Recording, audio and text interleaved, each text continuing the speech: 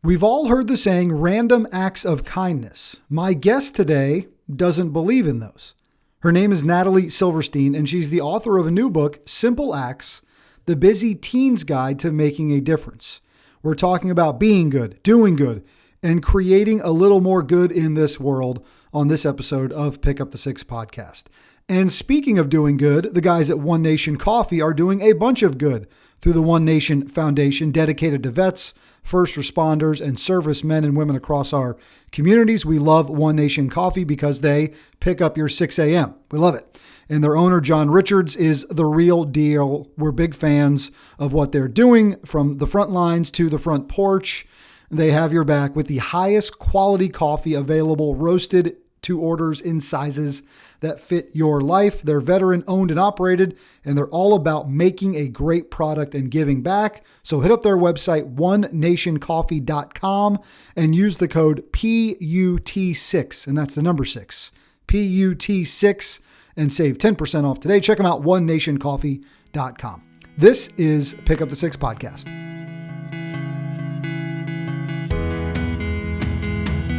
Ryan Jodas back once again for another episode of Pick Up the Six podcast. I've got Natalie Silverstein with me today. Natalie, it's good to see you and have you on the show. Thanks for joining us. Thank you so much for having me, Brian. This is really great. So nice to meet you. You too. Heidi Johnson sent you my way, and I said, Heidi's good people, and I know Heidi knows good people.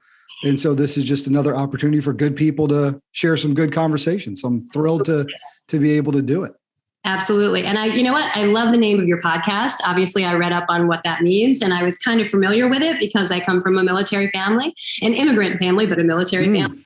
And it's funny, it sort of dovetails with one of my favorite expressions, which is we rise by lifting others. You know, this notion that we're not going to get anywhere unless we turn around and help the person behind us. So when I read that on your website, I was like, I don't know, we're just meant to be together here today. Yeah.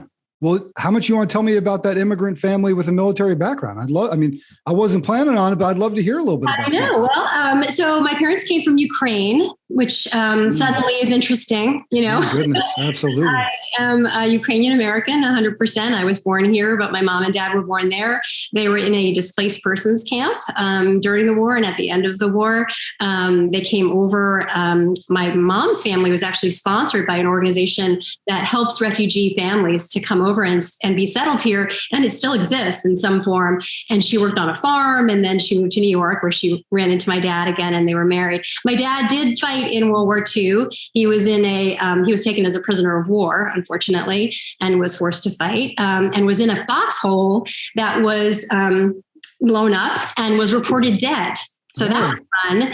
And he carried shrapnel in his body. He died almost 20 years ago. He carried shrapnel in his body from that experience. And I've got to believe that some of the trauma from that really informed the kind of not so easy person that he became. But I have a brother-in-law who's 20 years retired U.S. Army. I have a cousin who was a Navy pilot, another cousin who's West Point. I believe he's a general now in the reserve. So I don't know. We're just on all sides. We have merchant Marines and, you know, all of that. We just are people that, you know, believe in serving our country. And one of the big pieces of the work that I do in helping families to do service outside of the home is how can we support our active duty military and our veterans? Because honestly, I think people forget about them. And these are folks who are sacrificing so much and are away from their families. And what can we do to just send them some love around the holidays or anytime? So some of my favorite organizations, you know, Operation Gratitude, the USO, Operation Paperback, Soldiers Angels, all that good stuff. It's like our good friend Christy Lucas with Roots for Boots, who's an organization in central Pennsylvania. That what I love about the way Christy does, and she was one of the early episodes of Pick Up the Six podcast. You guys go all the way back to the beginning. She was one of our first handful. She's just a great human being, great American. My parents live close to her and spend a lot of time helping her organization. They do gratitude bombs, these gratitude grenades, I guess is what they call them. But Christy's whole thing is like, she's super proximate, right? Like she'll help veterans wherever they are, but she's just trying to help veterans in central Pennsylvania. Right. And she does a ton of that. Man, grateful for hearing about that. I can't imagine as a Ukrainian American, what the last few months have been like. Yeah, family, right? You guys are out, you're gone, right? But still to look at just everything that's going on, it's got to be tough. It's really heartbreaking in a funny way. I've never visited the country. My mom passed away in October at the age of 90. And it was, tough at the end. She was really declining and all of that. But, we spoke Ukrainian in the home. We prayed in Ukrainian. Our music, our art, I danced. I went to Ukrainian school. Like I was raised in a Ukrainian home. And so it's always been a part of my, identity. But I'm also an American, right? I was born and raised here and educated here and all that. And then this all started happening, and it really brought up a lot of grief around the loss of my mother, because I would see these women on the television, seeing them on the news, these old women that they say, well, how do you feel about this? And they're like, give me a gun and I'm going to fight. I was in Afghanistan. I'm here. I'm not leaving my home. And wow, it is hugely emotional to see these women who look so much like my mom, who sound like them. I interpret for my family what they're saying before the interpreter on the television starts to say. So it is. It's really heartbreaking and infuriating. And of course, in typical fashion, it's been several months now, and I think we've all moved on to another news cycle, unfortunately. But the damage continues to be done. And I don't know. I don't know how to feel about it, except feel like this isn't right. And this is a sovereign country that was independent and is being deprived of its ability to just live free. And I think that that's what we believe in as Americans. So it's been an interesting processing process. The processing of my mother's loss has really come much more through the lens of this really heartbreaking invasion. So I no answers here for this, unfortunately. Well, thanks for being willing to talk about it a little bit. And I think you're right. I get worried similarly that events, just become so fleeting. We're coming up on a year of 13 Marines killed in Afghanistan during the withdrawal, and we don't get into the political sides of right or wrong or what happened, but that'll be a year ago, August timeframe.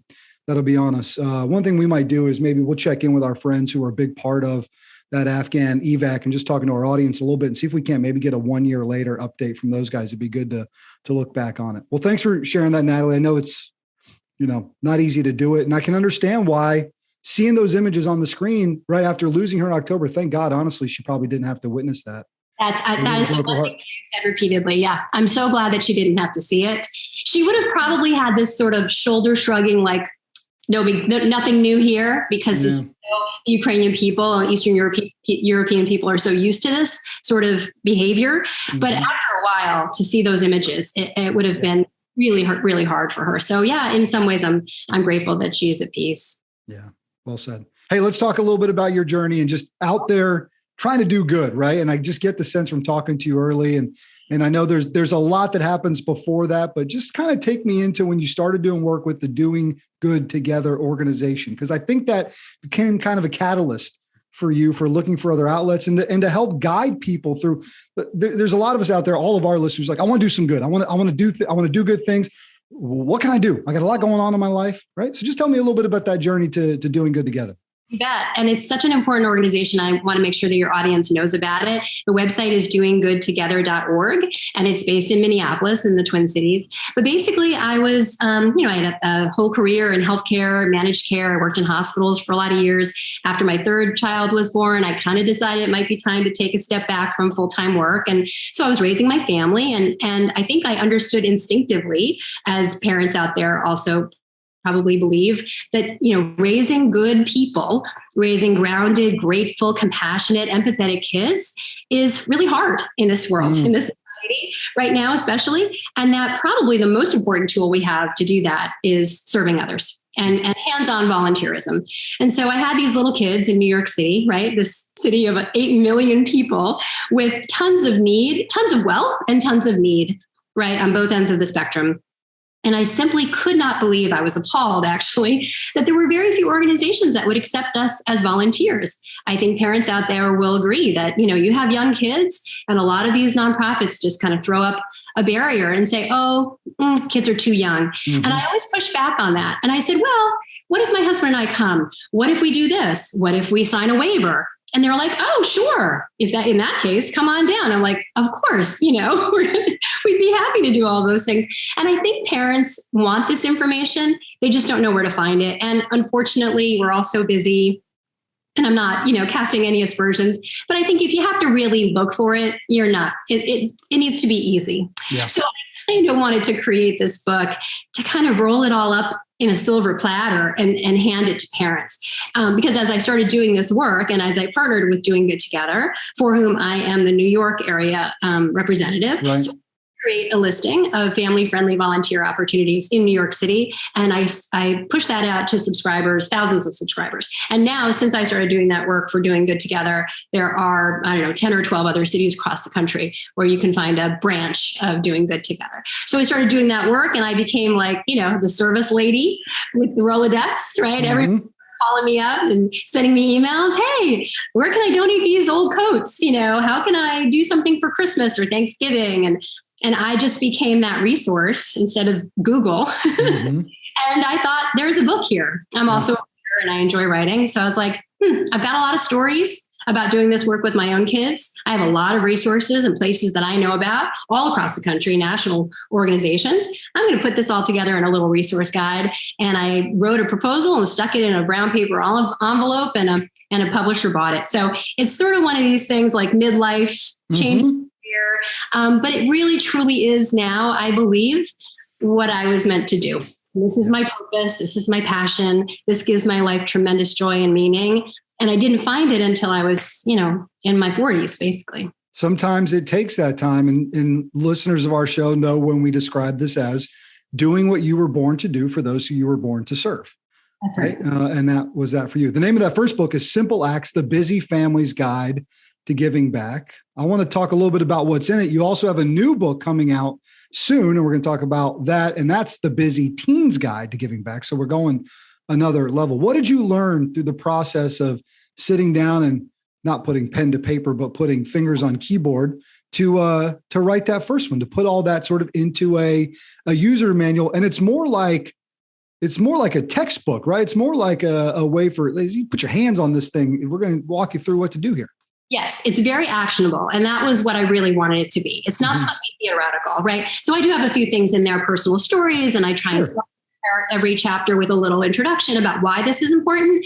But generally, I want it to be very actionable. So step by step, tips, resources, ideas, suggestions. Here are some websites to check out. Here are some organizations that would really appreciate your help. And I broke it all down into different, very manageable things. So people say, I don't know where to start. Your kid is going to have a birthday. I promise you, every year, your child is going to have a birthday.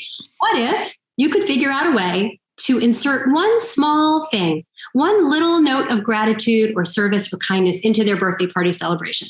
And so there's a whole chapter about that, how to decorate. Yeah. And then how to decorate the tables and then donate those things to charity, how to ask for donations in lieu of gifts, and how that can be kind of challenging for younger children to understand, right? And that how important it is for kids to say, gee, if I have 3 of the same toy, do I really need 3 of the same toy? Could I maybe share 2 of those with a child who doesn't have? So there's a chapter on birthday parties. There's a chapter on other milestones. So, christening, bris, confirmation, other religious and cultural milestones. There's a big chapter on traditions around holidays, because I truly believe that that's where service typically starts. You'll often hear people say that this is the work they do around Thanksgiving. This is the work they do around Christmas, around the New Year, around Valentine's Day, perhaps. But I also have a chapter that talks month by month. Here are all of the holidays. So it doesn't just happen around Thanksgiving and Christmas, because I just want to remind everyone, lots of people who still need our help and need food and need resources and need kindness in January and February and March, April and May. And there are other days that have been designated as national days of service. The Martin Luther King holiday in January is not a day to go skiing.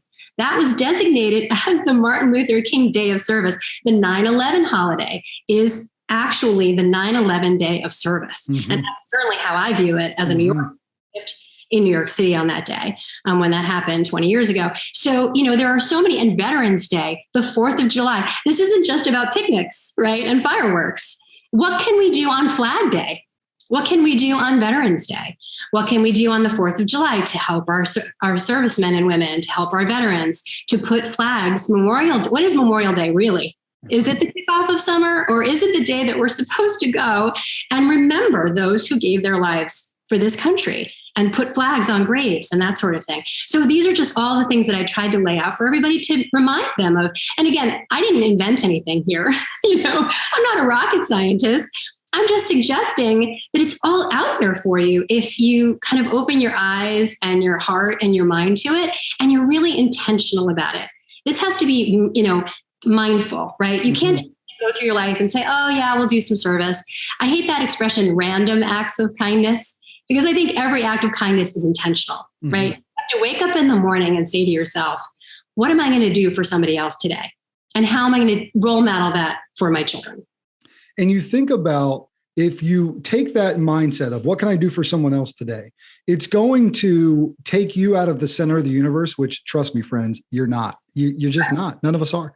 Right. And and that can create such positive habits.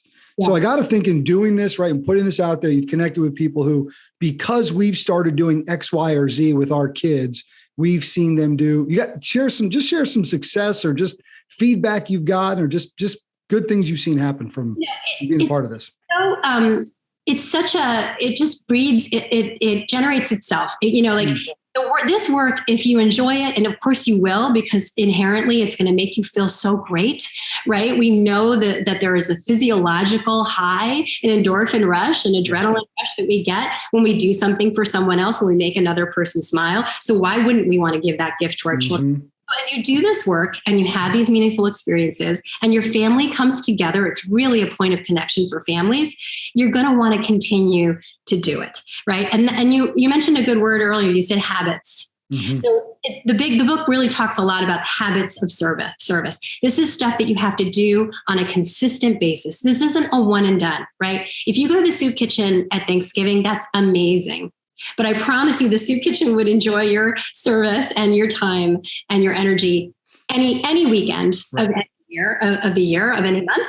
And it's so important for your kids to see that you are prioritizing this work, just like you prioritize soccer practice and tutoring and hockey and ballet, all the things that we all manage to find the time for, right? What's that expression? If you want to see what people value, look at their calendar. And they're always going to do what they want to do, right? People, and we probably often use it as an excuse to an extent, right? Because taking your kids to soccer practice, doing those things are all good family building activities as well. But you've got to find opportunity to, I think, just be outside of yourself some. And you're right. Look, I have two kids. The other night I was running because my wife was traveling. I was running like a crazy man.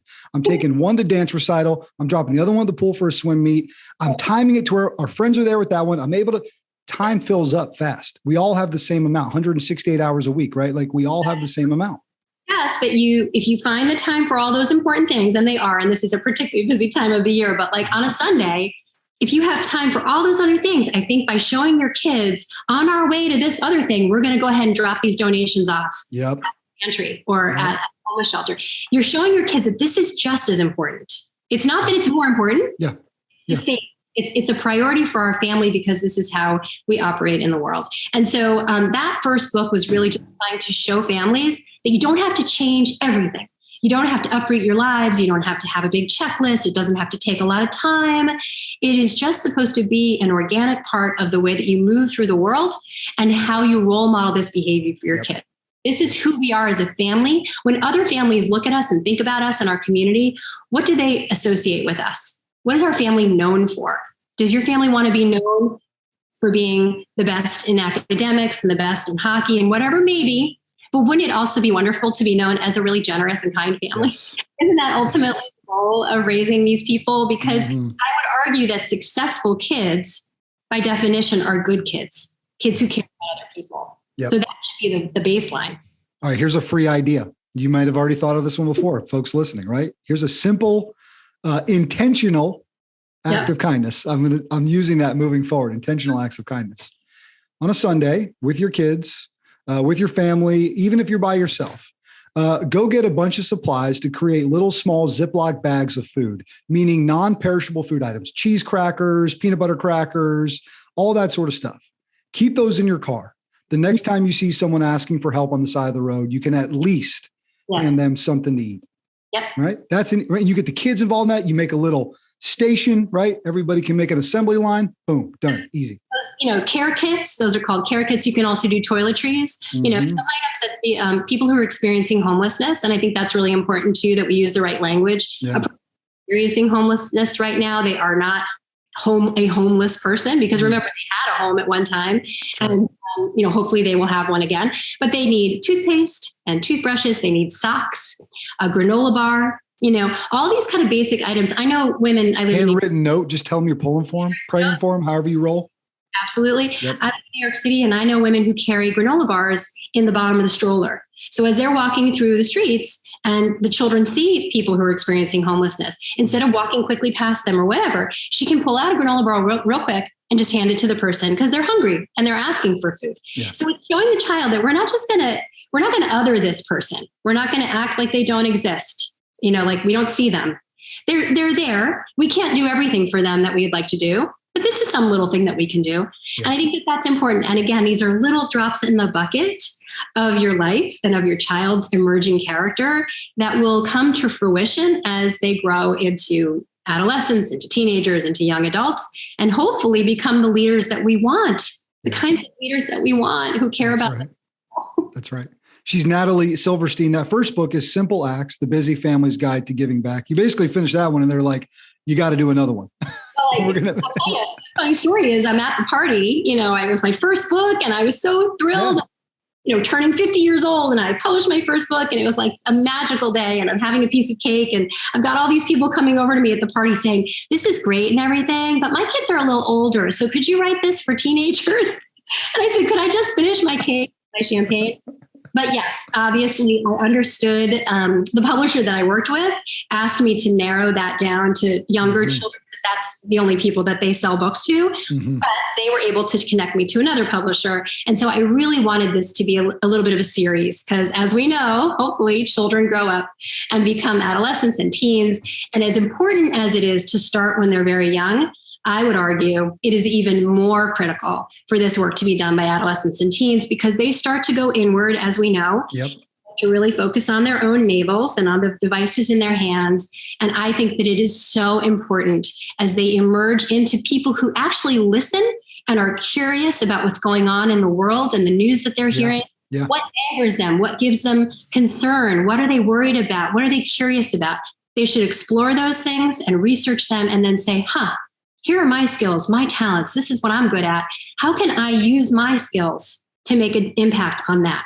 Yeah, they're becoming active members of society at this point. I want to talk to you about two specific chapters in the book. The first one's chapter 1, What's Your Why? Think about a 16, 17, 18-year-old, a teenager, right? Trying to figure out their why.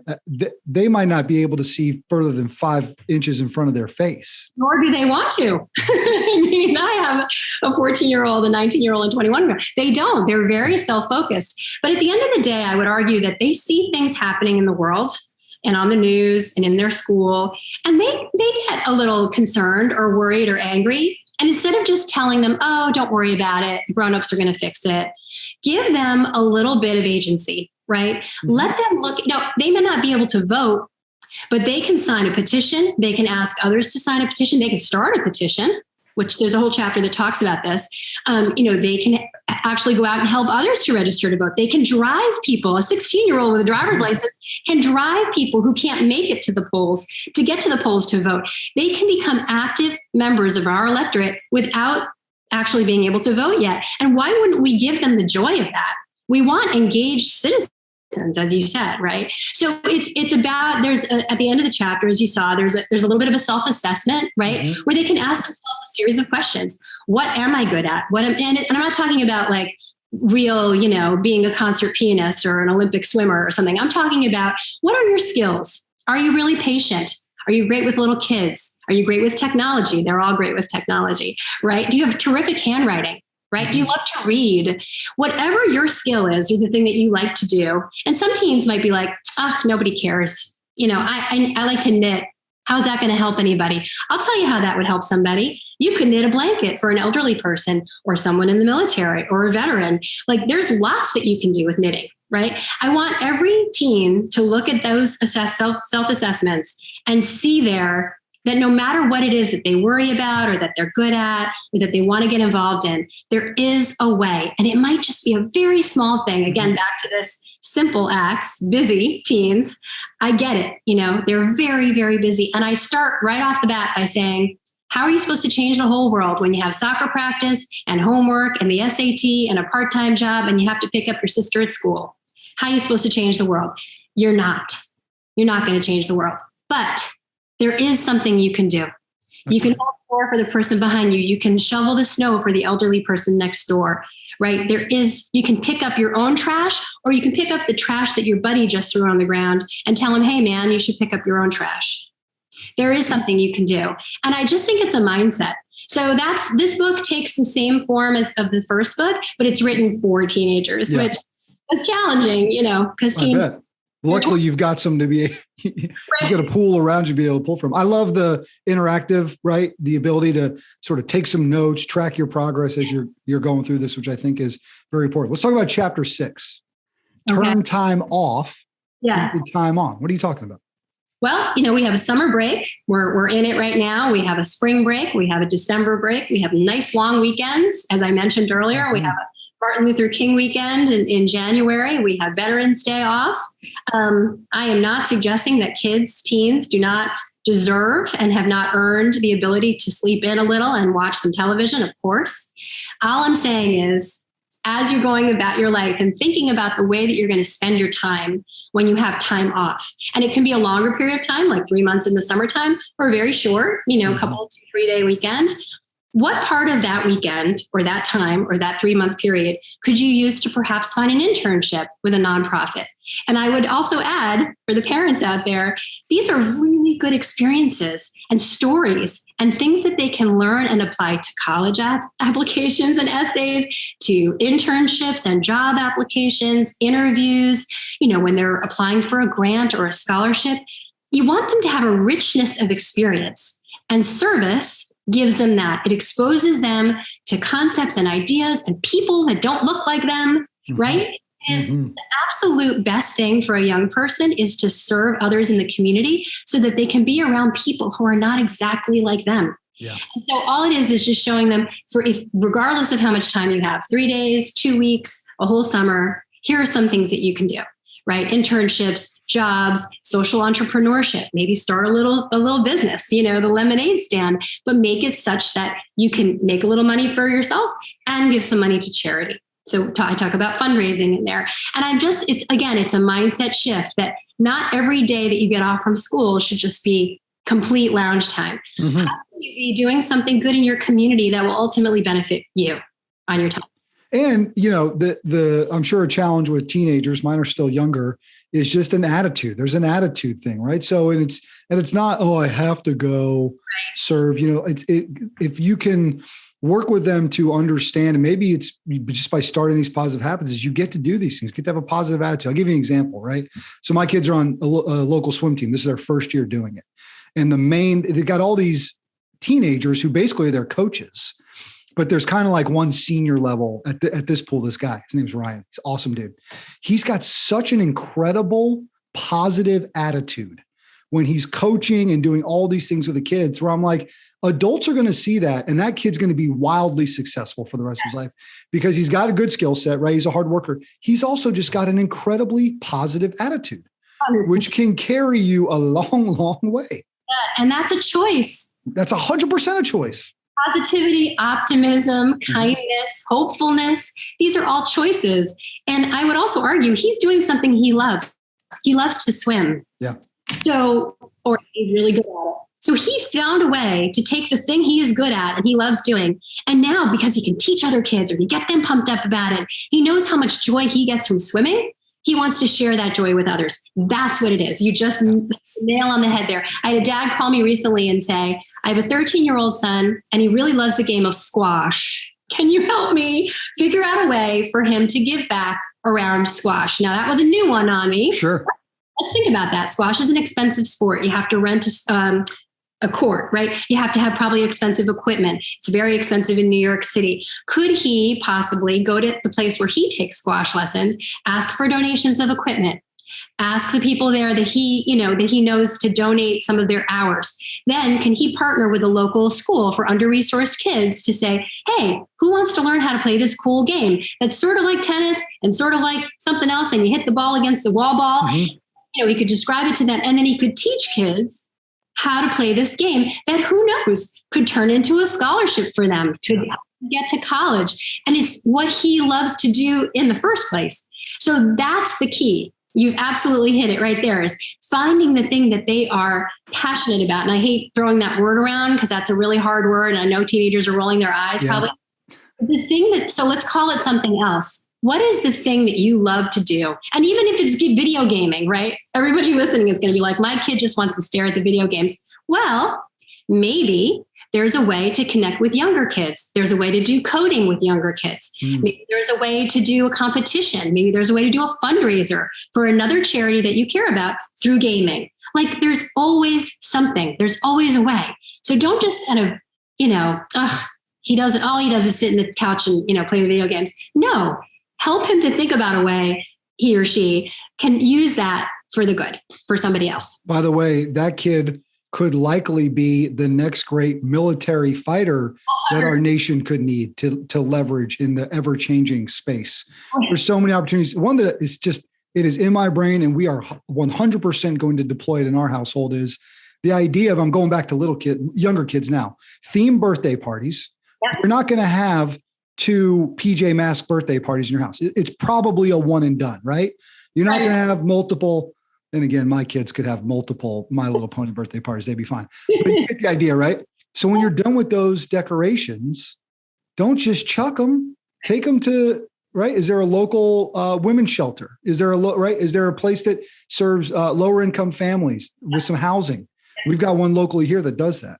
I mean, my son, there are several organizations, and the birthday party chapter in the first book has a lot of this, where you can take your child's birthday and make it a celebration for other kids who don't have as much. And my son actually worked with an organization called Celebrate You that was started by teenagers. And he started working with him for his bar mitzvah project. So he's like 12 years old, where they would go to domestic violence shelters. And every month they would put on a birthday party. So every child in the shelter, whether they had a birthday that month or not, it wasn't one kid's individual party. It was a party for anyone celebrating their birthday that month. And of course, everyone else was invited. And the exclusively teen volunteers wore T-shirts. They made a banner. They put all the kids' names. They had a song they sang. They got donated. They had to go out and get donated cupcakes or cakes for the kids. They made little goodie bags. They created a birthday party that these children would not have had.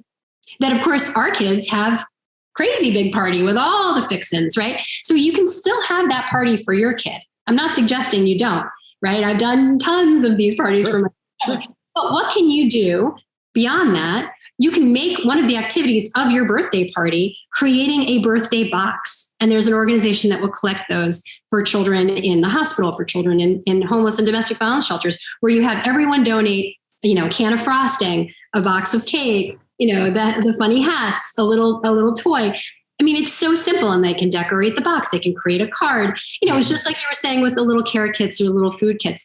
These are fun activities. They keep kids engaged, and it's an opportunity to talk about how fortunate we are and how we're going to share our good fortune with others. That's exactly right. It's service before self, is strength of purpose, is community impact. Checking all 3 boxes for me today, Natalie. That's right. We love to be able to do that. She's Natalie Silverstein. The first book was Simple Acts, The Busy Family's Guide to Giving Back. The new one coming out soon is The Busy Teens Guide to Giving Back. So tell folks where they can find you, where they can find it, where they can potentially pre-order it. Give us some info. Yes, absolutely. So it's on Amazon. It's actually Simple Acts, The Busy Teens Guide to Making a Difference. Love it.